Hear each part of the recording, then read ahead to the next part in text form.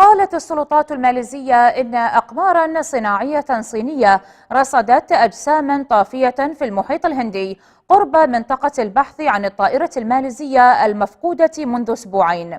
وقال وزير الدفاع الماليزي القائم بأعمال وزير النقل إن الصين أرسلت سفنا إلى المنطقة للتحقق من الأمر.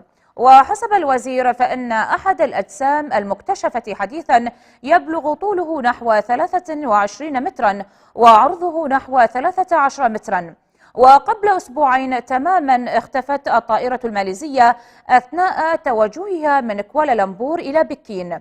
ومنذ ذلك الوقت تواصل دول عدة البحث عن الطائرة بشتى الطرق لكن دون جدوى.